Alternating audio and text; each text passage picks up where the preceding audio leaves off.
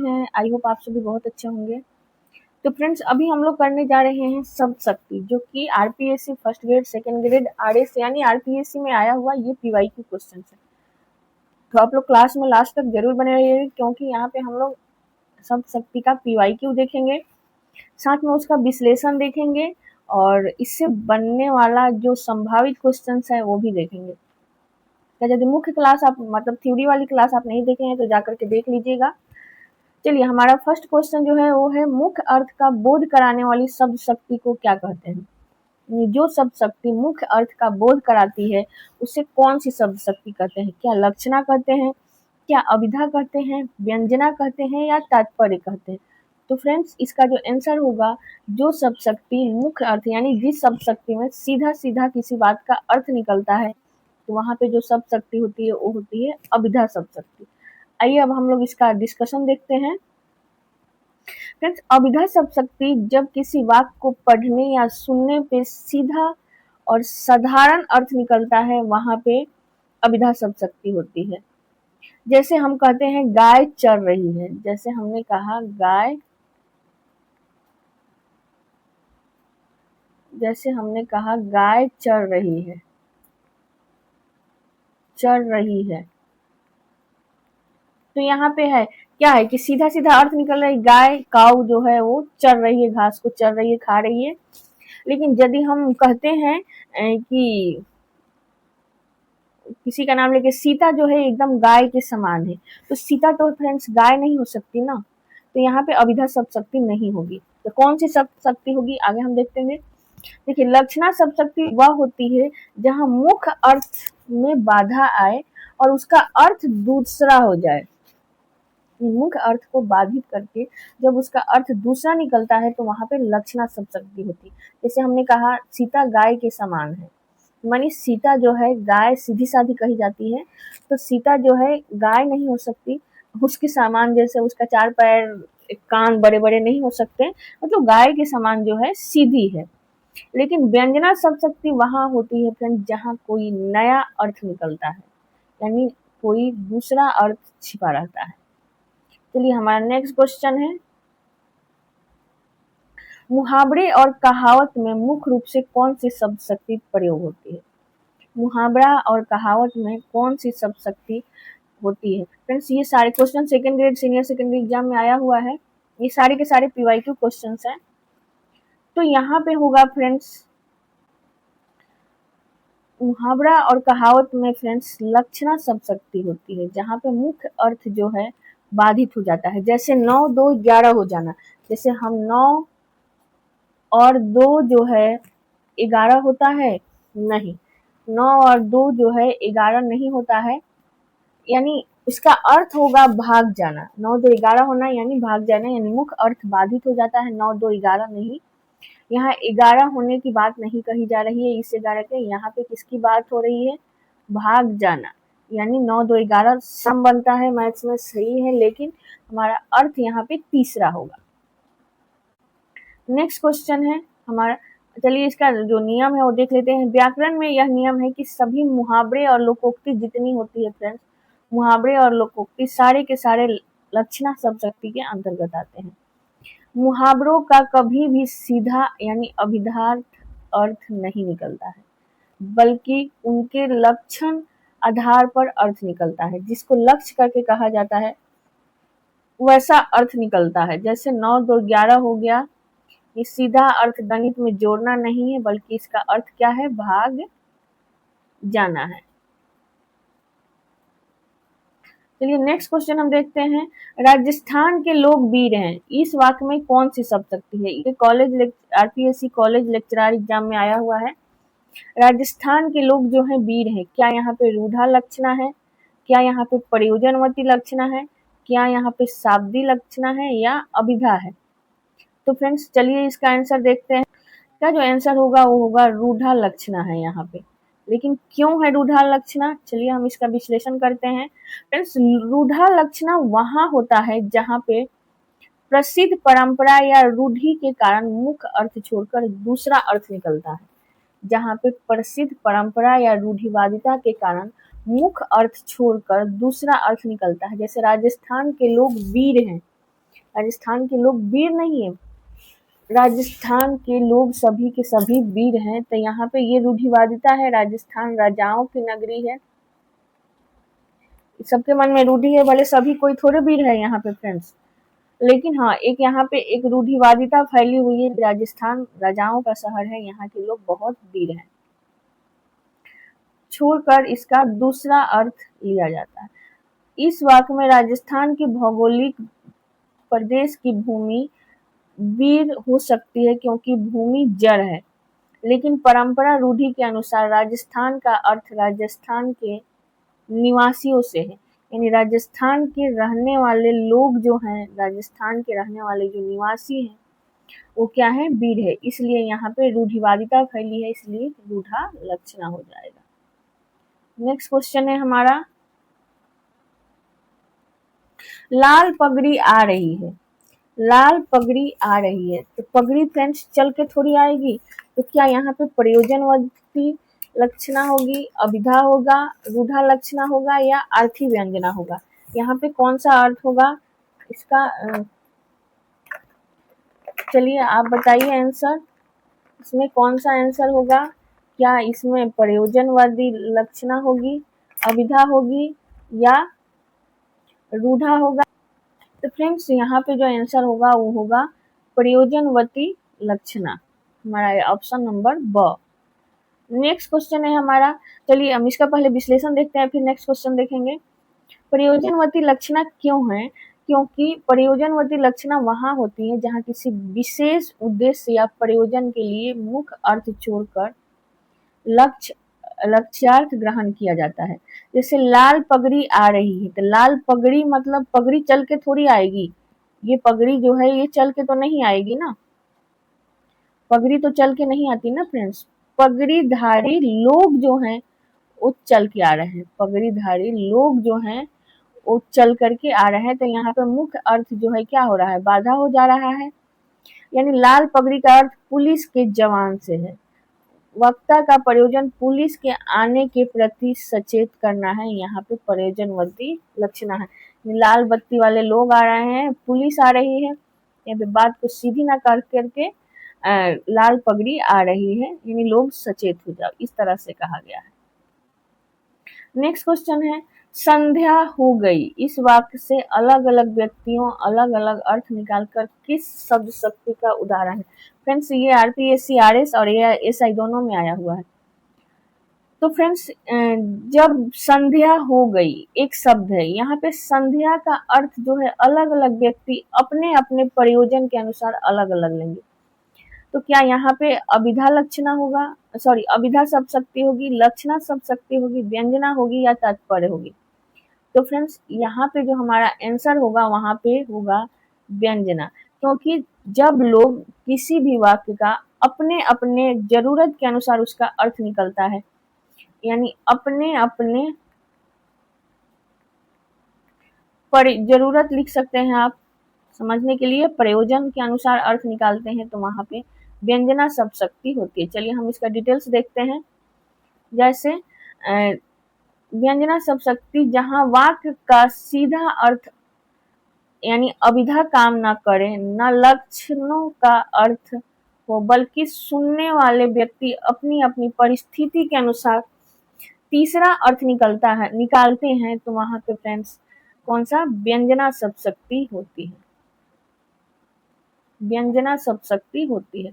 जैसे संध्या हो गई, सुनते ही पुजारी जो है मंदिर की तरफ भागेगा कि मुझे आरती करने का समय आ गया, सास सोचेगी बहू दिया बाती करेगी, दिया बाती का समय हो गया, चारावाह जो है सोचेगा कि मेरे पशुओं को चरा करके घर लौटने का समय हो गया, यानी एक ही वाक्य के अर्थ अलग अलग निकले, तो यहाँ पे क्या होगा, व्यंजना शब्द शक्ति होगा। चलिए हम नेक्स्ट क्वेश्चन देखते हैं। चिड़ जीवे जोड़ी जुड़े क्यों न स्नेह गंभीर, को घटिए विषभानु जा वे हलधर के वीर, यानी एक तरफ विषभानु की जा है यानी पुत्री है, कौन, राधा है, एक तरफ हलधर के वीर है यानी कौन है, भाई है। तो यहाँ पे चिड़ जीवे जोड़ी जुड़े क्यों न स्नेह गंभीर, तो यहाँ पे कौन सी शब्द शक्ति है फ्रेंड्स? यहाँ पे क्या प्रयोजनवती लक्षणा है, क्या शब्दी व्यंजना है, क्या आर्थी व्यंजना है, सुधा व्यंजना है? यहाँ पे कौन सा आंसर होगा? चलिए देखते हैं कौन सा। फ्रेंड्स यहाँ पे जो हमारा आंसर होगा वो होगा शाब्दी व्यंजना। शाब्दी व्यंजना, बट क्यों होगा आइए देखते हैं कि शाब्दी व्यंजना फ्रेंड्स जहाँ व्यंग्यार्थ यानी विशेष अर्थ किसी विशेष शब्द पर निर्भर होता है, यदि उस शब्द को हटाकर उसका पर्यायवाची रख दिया जाए तो चमत्कार खत्म हो जाता है। जैसे वृषभानुजा के दो अर्थ हैं, एक तो राधा है और दूसरा क्या है फ्रेंड्स? गाय है। वृषभानुजा गाय को भी कहा जाता है और वृषभानु की पुत्री राधा को भी कहा जाता है। और हलधर के वीर के भी दो अर्थ हैं, एक तरफ बलराम होगा और दूसरा तरफ क्या है? बैल है। तो यह अर्थ जो है फ्रेंड्स वृषभानुजा और हलधर दो शब्दों के कारण ही संभव है। अगर इसके पर्यायवाची रख दें तो यहाँ पे अर्थ क्या हो जाएगा? नष्ट हो जाएगा। चिरजीवित जोड़ी नहीं जुड़ पाएगी, प्रेम नहीं हो पाएगा, इसलिए यहाँ पे जो होगा शाब्दी व्यंजना होगी। नेक्स्ट क्वेश्चन है, घटोदक ने कहा रघुराई। घटोदक ने कहा रघुराई, अब तो अस्ताचल चले दिनेश। अब तो अस्ताचल चले दिनेश में कौन सी शब्द शक्ति है? क्या यहाँ पे शाब्दी व्यंजना है, क्या आर्थी व्यंजना है, क्या रूढ़ा व्यंजना है या अभिधा है? फ्रेंड्स ये आरपीएससी हेडमास्टर के एग्जाम में आया हुआ क्वेश्चन है, यानी ये पीवाई। हमारा जो आंसर होगा वो होगा यहाँ पे आर्थी व्यंजना। आर्थी व्यंजना, पर क्यों होगा आर्थी व्यंजना? चलिए देखते हैं इसका विश्लेषण। फ्रेंड आर्थी व्यंजन जहाँ व्यंग्यार्थ किसी विशेष शब्द पर नहीं बल्कि वाक्य के अर्थ पर निर्भर करता है। जहाँ व्यंग्यार्थ किसी विशेष शब्द पर निर्भर नहीं करता है बल्कि वाक्य के अर्थ पर निर्भर करता है। यदि आप दो शब्दों को बदलकर उनके पर्यायवाची रख दें तो यहाँ व्यंग्यार्थ वही रहेगा।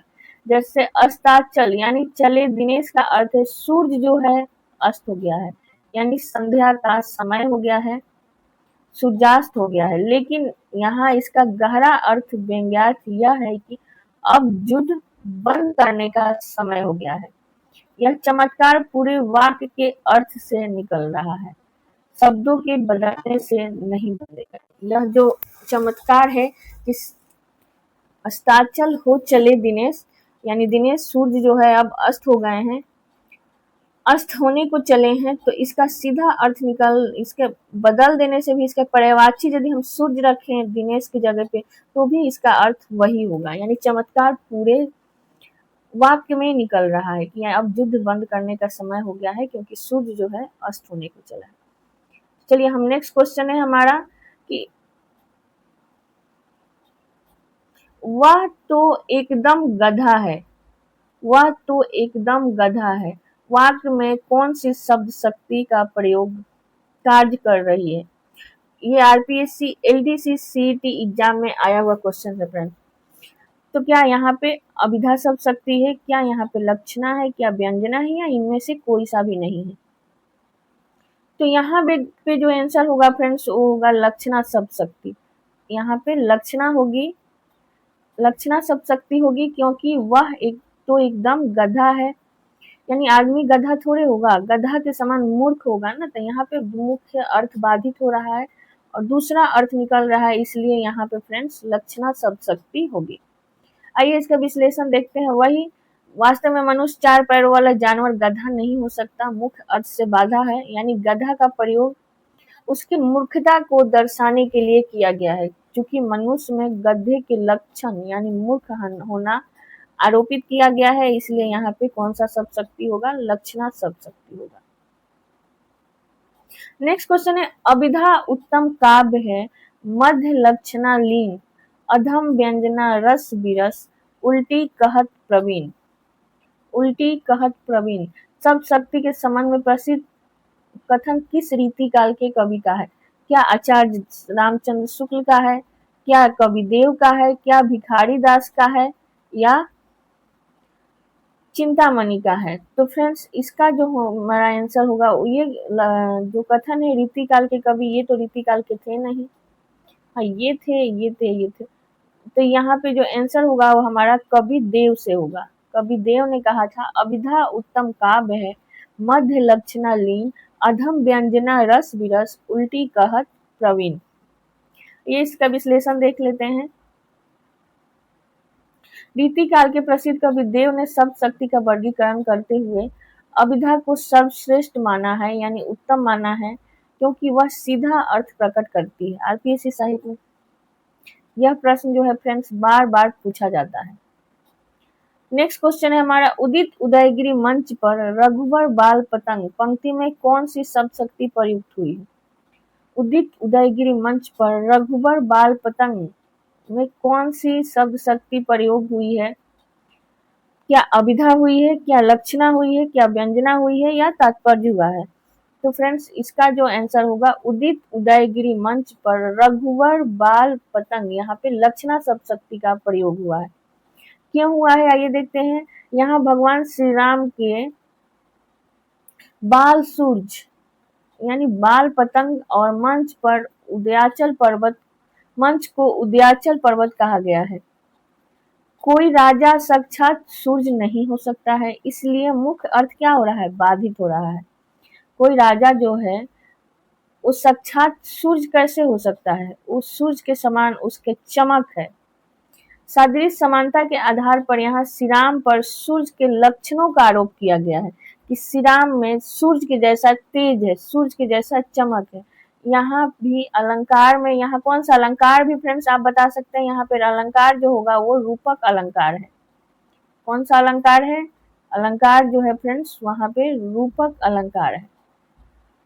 और गौणी लक्षणा है, लक्षणा के भी भेद है फ्रेंड्स, गौणी लक्षणा है। आइए हम इससे शॉर्ट ट्रिक्स देख लेते हैं जो कि अभिधा शब्द शक्ति से सीधे सीधे पूछे जाते हैं। तो फ्रेंड्स अभिधा जो है सीधे डिक्शनरी वाला अर्थ यानी सिंपल अर्थ निकलता है। वहीं लक्षणा की बात कर लें तो लक्षणा में मुहावरे, कहावत, यानी किसी को शेर, गधा या पत्थर दिल कहना सीधा सीधा आता है। व्यंजना की बात करें तो ताना मारना, एक ऐसा वाक्य जिससे हर इंसान अपनी जरूरत के हिसाब से अलग मतलब निकालते हैं। जैसे 8 बज गए, तो 8 बजने से किसी के सोने का समय हो गया, किसी के खाने का समय हो गया, किसी के पढ़ने का समय हो गया, किसी के स्कूल जाने का समय हो गया। दिन की बात करें तो स्कूल जाने का समय हो गया, रात की बात करें तो सोने का समय हो गया। इसलिए सभी लोग अपने अपने जरूरत के हिसाब से जब अर्थ निकालते हैं तो वहां पे व्यंजना होती है। जब लोकोक्ति, शेर और मुहावरे जैसी बातें आती है तो वहां पे लक्षणा होती है। जब सीधा अर्थ निकलता है तो वहां पे क्या होती है? अभिधा होती है। आई होप आपको शब्द शक्ति के क्वेश्चन समझ में आ गए होंगे। यदि अभी तक आप चैनल को सब्सक्राइब नहीं किए तो चैनल को सब्सक्राइब कर लें और चैनल को सब्सक्राइब कर ले, वीडियो को शेयर करें। आपको नेक्स्ट टॉपिक किसका आप प्रैक्टिस चाहते हैं उसे कमेंट में जरूर बताएंगे। तब तक के लिए फ्रेंड्स थैंक यू।